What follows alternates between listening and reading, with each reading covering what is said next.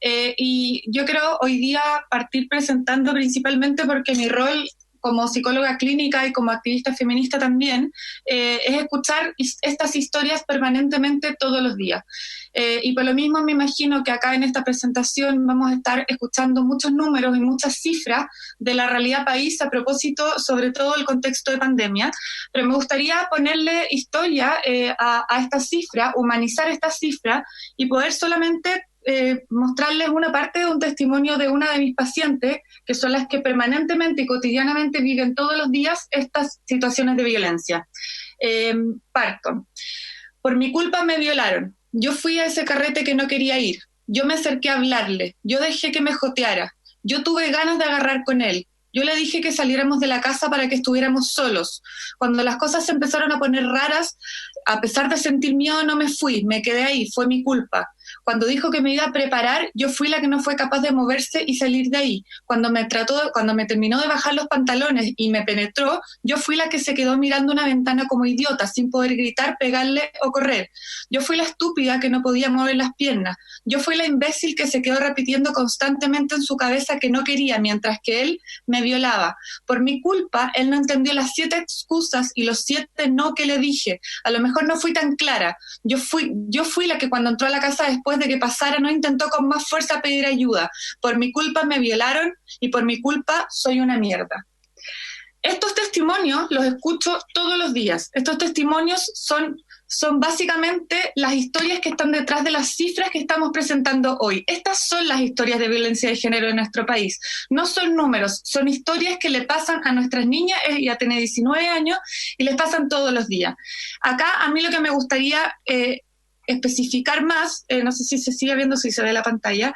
Bueno, esto nos convoca en un contexto de la situación de violencia de género que afecta a las mujeres del país. Sin embargo, a mí lo que me pasa es que cuando hablamos de violencia de género en general como una consigna universal, podemos llegar a entender que evidentemente nadie está a favor en el universo en la violencia de género. Sin embargo, cuando hablamos de violencia de género, tenemos que empezar a entender que no podemos generalizar el concepto, que no podemos generalizar las cifras, porque esta consigna general de hablar de violencia de género como si fuera una gran manta de problemáticas, una gran manta que afecta a todas las mujeres, invisibiliza la violencia cotidiana, permanente, sistemática, con la que vivimos las mujeres todos los días y diariamente. Y es precisamente esa la violencia que permite la escalada de la violencia de género, ¿ya? O sea, acá no estoy invisibilizando que la violencia de género no es solo femicidios, suicidios, femicidios, agresión física o violación, sino que esto es el resultado de un sistema que permite que se llegue a esta situación en la que hoy nos encontramos como país. Y esto es fundamental de entender, tal como hablaba la senadora Proboste anteriormente. La violencia simbólica es la principal problemática de esto, porque es la violencia que está naturalizada, está internalizada en todos nosotros y todas nosotras, y la replicamos sin darnos cuenta porque no tenemos una formación para hacerlo. Y acá expongo en este iceberg de la violencia de género, que me imagino muchos y muchas espero lo hayan visto, que es el que se pronuncia desde Amnistía Internacional. Acá estamos hablando de que las violencias que salen en los titulares, las violencias que salen en las noticias, las violencias desde las que se están legislando, son las que están como formas explícitas y como formas visibles de violencia de género, y que evidentemente son las violencias más graves. Sin embargo, no estamos viendo todo lo que está debajo de este iceberg. No estamos viendo todo lo que está naturalizado, normalizado todos los días. Desde incluso el gobierno, desde incluso la Cámara Alta, la Cámara Baja, desde incluso las entidades ejecutivas. O sea, estamos viendo que la invisibilización, el desprecio, la culpabilización, el humor sexista, la publicidad sexista, el lenguaje sexista, la anulación, el micromachismo, no tomar en cuenta leyes que son fundamentales para las mujeres, por ejemplo, el trámite del postnatal, el trámite de la paridad y un sinfín, la ley de violencia integral y un sinfín de requerimientos que como mujeres necesitamos que un Estado nos provea, es también una forma de violencia, es una forma de violencia simbólica.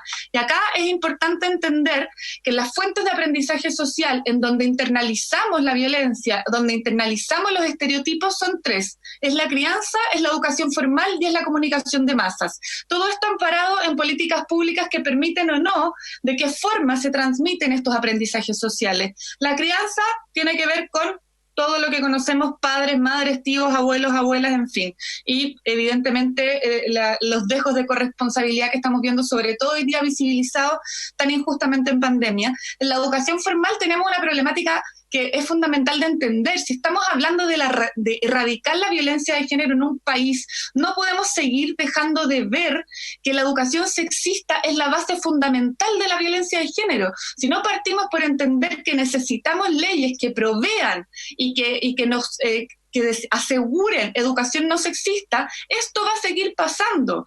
Y sobre todo entendiendo que en nuestro país la educación no sexista, en el Ministerio de Educación, no está dentro de las 10 prioridades. Está el bullying con programas millonarios que traen de otros países, de otras realidades educacionales, y lo ponen y lo insertan en un país donde el bullying en nuestro país es violencia de género. La base del bullying en nuestro país no es igual para los hombres y para las mujeres, no es igual para las mujeres lesbianas y las de la comunidad LGBT+, no es lo mismo. Por lo tanto, tenemos que entender también que todo esto es violencia de género. Y por otra parte, la comunicación de masas, que es a lo que estamos expuestos todos y todas, todos los días, desde todos los espacios, WhatsApp, redes sociales, publicidad, medios de comunicación, los titulares de nuestros diarios más serios de Chile, donde ponen abogados constitucionalistas y no sale ninguna sola mujer, y así un sinfín de espacios donde el sexismo, la publicidad sexista, la hipersexualización de las mujeres y la objetivización y la invisibilización permiten que todo esto se siga replicando y permiten que esto esté tan normalizado que la forma en la que educamos niños y niñas en nuestro país llegue a las cosas que estamos viendo hoy día que están sucediendo. Y simplemente para cerrar, ponerle rostro a esto, estas son las dos personas más importantes de mi vida, mi ahijada y mi hijo. Y a mí me pasa que encuentro terrible ver la foto de una niña de 5 años y saber tantas cosas que le esperan simplemente por ser niña. ¿Ya? Me pasa que me parece grave entender y que no entendamos como Estado, que no entendamos como gobierno, que el hecho de que si una niña nace en un contexto en donde se educa sexistamente, nace en un contexto donde la publicidad, los medios de comunicación no están regulados, nace en un contexto donde la educación es sexista y la hace callar y le hace creer que calladita se ve más bonita y un sinfín de cosas más la está haciendo sentir insegura y por lo tanto en unos años más va a emparejarse probablemente con alguien que pueda transgredirla y quizás lo va a aceptar, porque el sistema en el que ella creció permite que esto se acepte, permite que ella naturalice la violencia. Y esto es lo que tenemos que entender. Y por otra parte, yo no quiero que mi hijo normalice que ella gane un 26% menos solo porque es mujer, normalice que puede mandarse fotos por WhatsApp tal por tal para poder validarse como hombre. Y desde este punto de vista, insisto, es fundamental que entendamos que necesitamos educar desde las bases en una educación no sexista, en una educación diversa, que integre a todos y a todas y que cambie la forma en la que le estamos mostrando a los niños y a las niñas la realidad de hoy. Porque eso es lo que está permitiendo que a largo plazo estemos viviendo lo que estamos viviendo.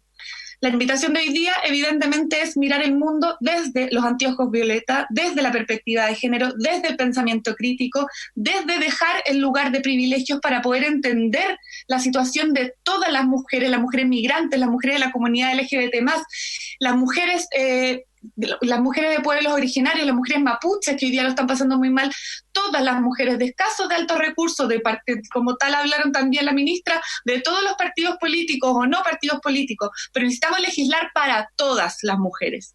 ¿Ya?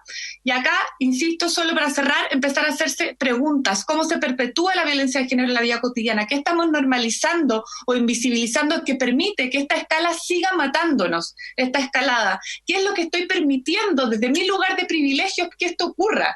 ¿Qué estoy haciendo dentro de esto? Y por último, ¿qué está en mis manos para que esto se detenga? Si tengo la posibilidad de hacer cosas al respecto para erradicar la violencia de género desde todas las bases de lo que significa, tengo la responsabilidad social de que suceda, porque si todos y todas estamos de acuerdo en que no queremos violencia de género, tenemos que entender que tenemos que legislar para eso, no solamente para la última parte de lo más grave de la violencia de género, sino para las bases que permiten que vivamos en un sistema y en un país donde la violencia de género se naturaliza, se perpetúa y nos violenta y nos mata y nos viola permanentemente.